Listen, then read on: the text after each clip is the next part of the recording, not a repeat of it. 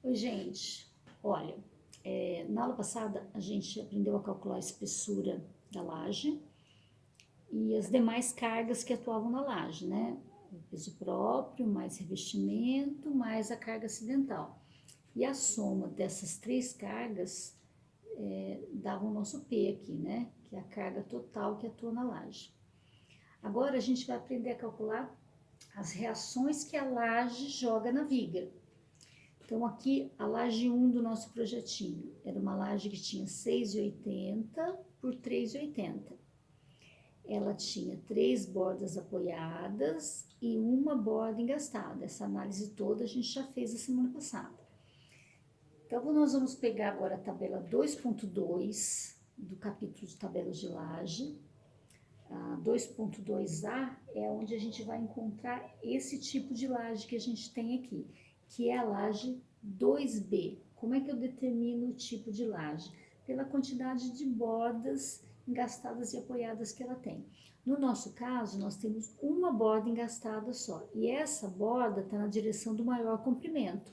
Isso caracteriza a laje 2B. Se o nosso engaste estivesse na direção do menor comprimento, seria a laje 2A. Se nós tivéssemos dois engastes, nós teríamos um outro tipo de laje. Na tabela, vocês vão encontrar todos os tipos de laje que existem nos nossos trabalhos. E uma laje com engaste só na maior borda é a laje 2B. E isso está na tabela, esse tipo de laje está na tabela 2.2a. Tá? Então, vocês encontram a laje do tipo 2B. E aí, vocês vão precisar determinar o lambda, que é a relação entre a maior borda e a menor. Então, 6,90, 3,80. Essa relação dá 1,82, com duas casas decimais, 1,82. A tabela arredonda para múltiplo de 5 centésimos, então ela vai ter 1,80 e 1,85. Via de regra, o correto seria que a gente interpolasse, fizesse a interpolação linear entre os valores de 1,80 e 1,85, porque esses coeficientes Ni, que a tabela nos fornece, vão ser ou para 1,80 ou para 1,85. Então, como eu disse, o correto seria fazer a interpolação linear. Mas vocês vão perceber que não é necessário fazer a interpolação linear, porque os valores vão dar muito próximos se vocês adotarem o seguinte critério.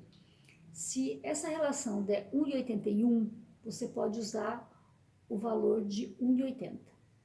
Se ela der 1,84, você pode usar o valor de 1,85.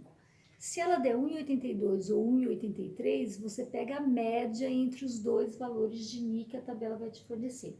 As tabelas 2.2 vão te fornecer os valores dos coeficientes que você vai utilizar para determinar a reação de apoio. Então, o coeficiente é o Ni, a reação de apoio é o V. Então, a letra grega é bem parecida com do nosso alfabeto, mas é uma diferença. O Ni é o coeficiente e o V é a reação de apoio. Então, aqui no caso, como o nosso lambda deu 1,82, eu vou adotar os valores médios entre 1,80 e 1,85. Então, aqui eu vou transcrever para vocês, né, os valores de Ni que eu encontrei para 1,80 e 1,85, para a lambda de 1,80 e para a lambda de 1,85. Então, vocês vão na tabela 2.2a, você vai procurar lá o valor de lambda de 1,80 e você vai encontrar 3,45. Se você olhar o lambda 1,85, o seu Ni vai dar 3,47. O Ni X. Ni linha X. A tabela já fornece para você os coeficientes nessa sequência, tá? Ni X, Ni linha X e Ni Y. Por que nós temos dois coeficientes em X e somente um em Y? Olha aqui a menor direção da laje. A menor direção da laje descarrega numa borda que de um lado é apoiada, do outro lado é engastada. Vocês percebem que na direção X nós temos condições de contornos diferentes? Aqui é apoio, aqui é engaste. Então, a reação que vai para o lado da borda apoiada não é a mesma reação que vai do lado da borda engastada. Por isso que nós temos dois coeficientes. Todos os coeficientes linha são sempre relacionados a bordas engastadas. E por que em Y eu só tenho um coeficiente? E por que eu não tenho linha Y? Porque na direção da borda maior, as duas extremidades são apoiadas, então a reação é a mesma. a borda apoiada de cima na borda apoiada de baixo. E são só apoios, então eu não tenho coeficiente Ni na direção Y. E a gente tem os mesmos valores, tá? Bom, então vamos lá. Aqui é o Ni X para o lambda de 1,80, aqui é o Ni X para o lambda de 1,85. Aqui é o Ni' X para o lambda de 1,80 para 1,85. Ni Y para o lambda de 1,80 e 1,85. Como critério que eu vou adotar não é de fazer a interpolação linear, e sim de fazer a média entre os dois, aqui qual é o Ni X que eu vou usar? 3,46. Aqui qual é o Ni' X que eu vou usar? 5,07. E aqui no caso os dois são iguais, é ele mesmo, 1,83. Aí eu pego esse Ni, multiplico pela constante que vale PLX sobre 10, lembrando que P é a carga que atua na laje que veio do peso próprio, mais revestimento, mais carga acidental, vezes LX, que é o menor vão, no caso dessa laje vai ser 3,80, dividido por 10. Essa reação Vx é a reação na direção da borda menor do lado apoiado. E Ni' X na direção da menor dimensão da laje na borda engastada. E o Ni Y na direção da borda maior da laje nas bordas apoiadas. Esse valor que vocês vão encontrar aqui já sai em kN por metro e já é o valor que vocês vão utilizar quando estiverem calculando as vigas que passam no entorno dessa laje. Então, depois, agora em aula, nós vamos fazer as demais lajes, né? Laje 2, 3 e 4, a gente faz junto em aula. Bom, aqui embaixo, nós temos os cálculos dos momentos. Eu já vou fazer nessa sequência para vocês verem que é bem análogo à determinação dos momentos, tá? A diferença é que os momentos sem a linha são os momentos que vão atuar sempre no centro da placa. E os momentos com linha são os momentos que vão atuar nas bordas engastadas. Então, vejam, a laje do tipo 2B, que é essa laje 1 que a gente está trabalhando, ela vai ter 3 coeficientes e eu fiz a mesma coisa. Como o lambda está dando 1,82, eu peguei os valores dos coeficientes Ni para a lambda de 1,80 e para a lambda de 1,85. Coeficiente MiX, Mi'X e MiY.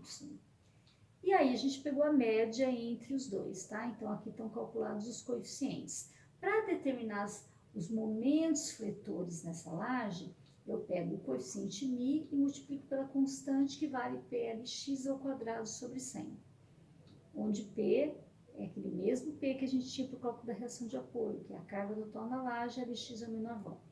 Então eu disse para vocês que os momentos sem o linha, no caso os momentos MX e MY, são os momentos no centro da placa, na direção da borda menor e na direção do comprimento da borda maior. Então é como se a gente estivesse traçando esses diagramas aqui, ó. Na borda menor eu tenho um momento no centro da placa que traciona embaixo, né, porque a placa se deforma, tem tração como a flexão da viga. Tração na parte de baixo, compressão na parte de cima. Então, nós temos aqui embaixo um momento tracionando a fibra inferior, cujo valor é MX, e nós temos essa borda engastada aqui, então nós vamos ter um momento negativo. Na borda engastada a gente tem um momento que traciona a fibra superior e vale M'(x), que é esse valor que a gente vai tirar aqui. E na direção da borda maior? Na direção da borda maior a gente só tem momento no centro da placa, por quê? Porque nas extremidades nós temos bordas apoiadas, e as bordas apoiadas o momento vale zero. Então eu começo do zero, termino no zero e tenho um momento aqui no centro da placa, que é o momento positivo, que vale MY, que vai ser calculado em função do MY, tá? Determinados esses momentos, depois a gente vai ter que fazer a compatibilização desses momentos, igual a gente faz na viga hiperestática no cross, só que de uma maneira um pouco mais simples. Mas, a princípio, a gente vai determinar para todas as 4 lajes do projeto as reações de apoio e os momentos isolados em cada laje.